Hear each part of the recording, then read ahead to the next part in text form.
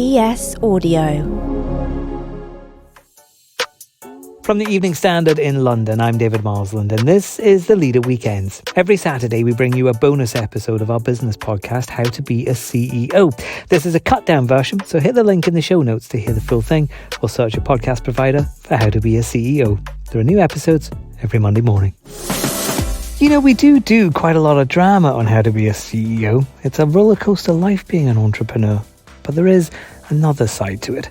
Like being able to build your own 850-acre estate in the Cotswolds. I wanted a life for my children outside of London, but I had a job in London and I had a necessity to be in London. So I created this idea of finding a site that was close enough to London that people could get there on a Friday night and back on a Sunday. And you got a huge, as much of a sense as you possibly can of living in the country. John Hitchcox is the founder and chairman of You, a global real estate and development company and the world's largest non-hotel residential brand.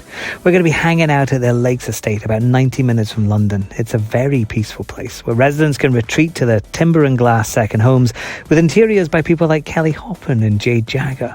Or you could just sit by the water and watch the world go by. But in John's world, there's an awful lot to see.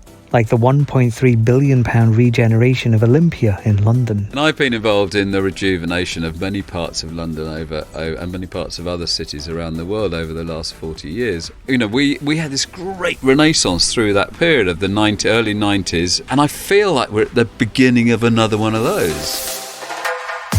I'm David Marsland from the Evening Standard. We're also going to be talking about how to survive a financial crisis, and John has seen a few. But the Lakes is such a very nice place. Let's take a look around. We've got a beautiful, beautiful autumnal day. It is absolutely beautiful here. You've got all the yellow and brown leaves coming down right next to the fishing lake here. What fish are in there? This is all stocked with trout, and we've got a lot of pike. And on the banks there, are these some of the apartments, the houses? These are all the houses. All the houses sit over the water side, so you've got this sort of high level of tranquility, and they all look out across these lakes. We have 11 huge lakes, and the biggest one's about 280 acres.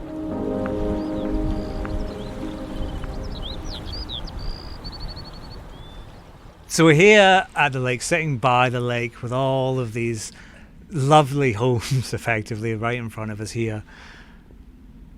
This didn't exist 20 years ago, did it? No, it didn't. I mean, it was a really interesting evolution, this, because it was inspired out of need, which is actually, I mean, if we're talking about entrepreneurship and CEO-ness and all of these sorts of things, you know, I think similar to so many, I kind of had a huge fascination with wanting to do business, I think, as a kid, and read lots and lots of autobiographies. In fact, my two big educational moments were being a paper boy and reading every single paper that was sat in front of me.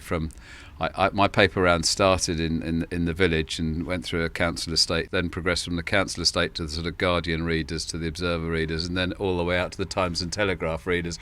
So during the week I got a full spectrum of everything from the red tops to the broadsheets. And then, you know, later in life, everything I do and have done has been inspired by things that I need and want. And this was one of those. So, right, we're back in the car, we opened the gate, we're on the meadow. Essentially, this was a brownfield site. You know, we were bringing a gravel pit back to use. And we've been very flattered by the fact that it's now being designated a site of special scientific interest, which is probably one of the highest sort of environmental accolades you can have. Yeah, I mean, was that a goal at the No, time? Did you go, we're going to make something so nice the animals come back? Yes, no, we've spent a huge amount of time on the whole biodiversity and the whole, I mean, we've got there's more animal and plant species here than there ever were before when it was a bunch of farmers' fields. We've got lot. I mean, the bat species is extraordinary. We've got monjacks. We have a whole farm.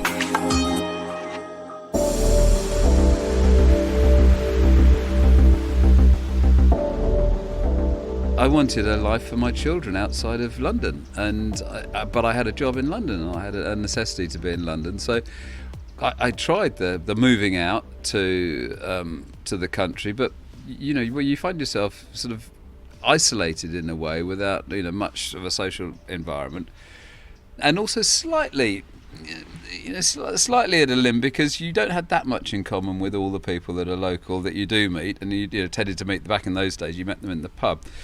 So I created this idea of finding a site that was close enough to London that people could get there on a Friday night and back on a Sunday, and then build a number of homes that you could come down here for the weekends. It was lock up and go. It was very easy, and there was a lot of activities, and you got a huge, as much of a sense as you possibly can of living in the country. Right, I'm going for a stroll. I'll be back in a couple of minutes. Here's some ads to keep you company.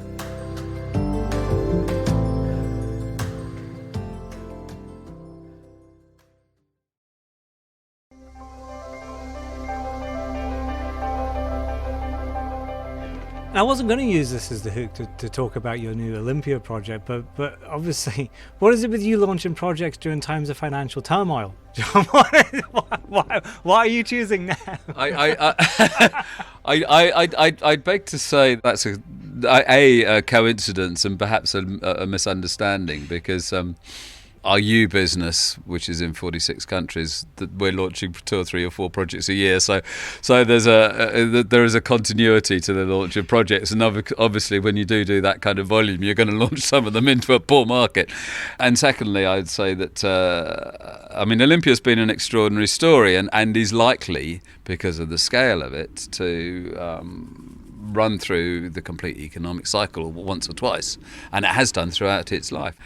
When we acquired the site about 4 years ago, we really looked at it as being, let's embrace all that the UK, but all that Olympia has to offer the world, and let's try to embellish that rather than flatten the site and create a kind of housing development, which was, I think, in the way that people had looked at Earl's Court, we looked at this in a different way, which is, let's try and embrace this. And we went out and communicated. We had 63 days of public consultation with everyone from the leaders of the country to the leaders of London through to our next door neighbours. We consulted with them all, and our pitch, our vision was, let's really make events, entertainment the theme behind this, and bring culture and as much as we can to the site.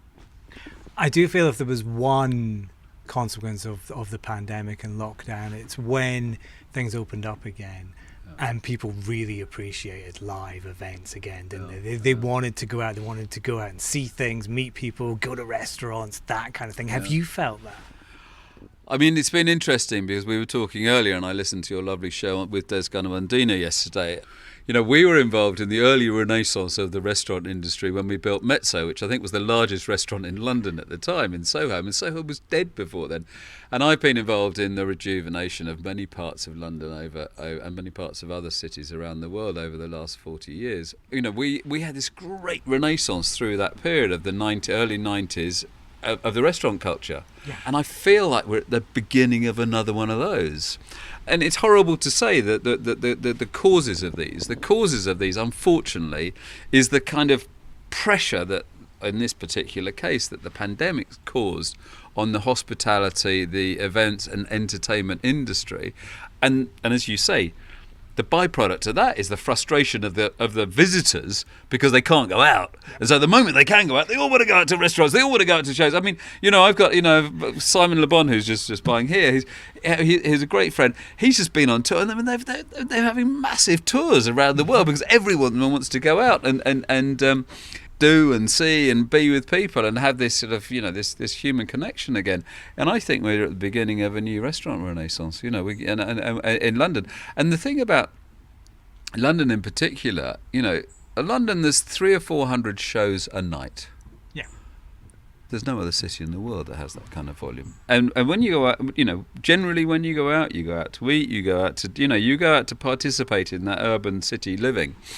And it feels to me like, that's back.